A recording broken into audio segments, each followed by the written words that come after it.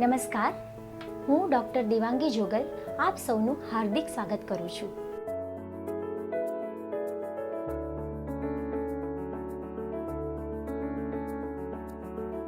મિત્રો, આયુર્વેદમાં આવનાર ભણેલ ગણેલ વર્ગ વૈદ્યની સામે પ્રશ્નોની ઝડી વરસાવે છે. તમારી દવામાં સ્ટીરોઇડ તો નથી ને? આ દવા મારે કેટલો સમય લેવી પડશે? આ દવાથી શું મને 100% રોગ મટી જશે અને આ મટેલો રોગ જડમૂળથી જશે એટલે કે મને જીવનભર નહીં થાય? તો ચાલો આ દરેક પ્રશ્નોની પણ આપણે જાણકારી મેળવી લઈએ.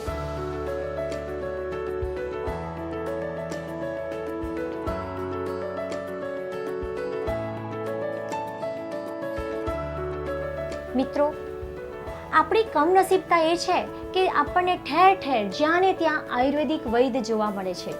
સ્ટેશનની બહાર નીકળો તો કોથળો અને દવાઓ પાથરીને એક સાધુ બેઠો હોય તે પણ એક વૈદ્ય છે.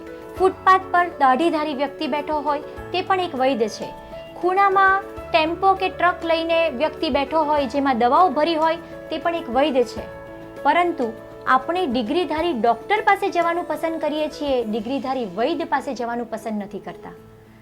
જ્યાં કોઈ પણ વ્યક્તિ બેસી ગયો છે ને લાંબી લાઈન ખડકાઈ ગઈ છે તે વૈદ્ય જ હશે અને સારો જ હશે એવી માનસિકતા આપણે ધરાવીએ છીએ. કોઈ પણ ડિગ્રીધારી વૈદ્ય પોતાની કોઈ પણ દવામાં કંઈ પણ મિલાવટ કરવાની ઈચ્છા ધરાવતા નથી, કારણ કે એઓ પ્યોર વૈદ્ય છે. એટલે મહેરબાની કરીને કોઈ પણ વૈદ્ય પસંદ કરો ત્યારે એની ડિગ્રી જુઓ અને ડિગ્રીધારી વૈદ્ય પર વિશ્વાસ રાખીને દવા કરાવો અથવા તો એમની કોઈ પણ દવા તમે ટેસ્ટ કરાવી શકો.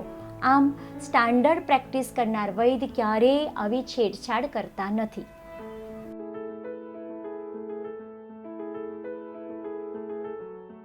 આયુર્વેદિક દવા ઓછામાં ઓછા 3 કે 4 મહિનાથી લઈને 3-4 વર્ષો પણ લેવી પડે, પણ એનો આધાર છે કે વ્યક્તિ ખાવા પીવાની પરેજી કેવી પાડે છે. દાખલા તરીકે આશાબેન મારી પાસે પિત્તની તકલીફ લઈને આવ્યા. મેં એમના શરીરમાંથી પિત્ત કાઢવાની દવા આપી, પણ એ દવાઓની સાથે આશાબેન મંચુરિયન અને પાણીપુરી ચાલુ જ રાખશે તો મારી દવા અસરકારક નીવડશે નહીં. આમ વ્યક્તિ પોતે કેટલો સંયમી અને નિયમિત છે એના ઉપર આયુર્વેદિક દવાની અસરકારકતા આધાર રાખે છે. આયુર્વેદમાં પણ એકવાર મટેલો રોગ ફરીથી થાય છે કે નહીં એનો આધાર દર્દીની રહેણીકરણી પર છે. દાખલા તરીકે નીતાબેન જૂની શરદીની તકલીફ લઈને મારી પાસે આવ્યા. 3-4 મહિના વ્યવસ્થિત પરેજી પાડીને તેઓ સારા થઈ ગયા. હવે એમનો પ્રશ્ન છે કે શું મારે જીવનભર કોલ્ડ ડ્રિંક આઈસ્ક્રીમ નહીં ખાવાના? તમે ખાઈ શકો, પરંતુ બીજા જો મહિનામાં 3-4 વાર ખાઈ શકે તો તમારે મહિનામાં 1 જ વાર ખાવાનું. આમ જો થોડીક વિશિષ્ટ કાળજી રાખવામાં આવે તો ચોક્કસ મટેલો રોગ ફરીથી થતો આપણે અટકાવી શકીએ. એટલે ખાવા પીવાની કાળજી જીવનભર થોડા ઘણા અંશે પાડવાની રહે.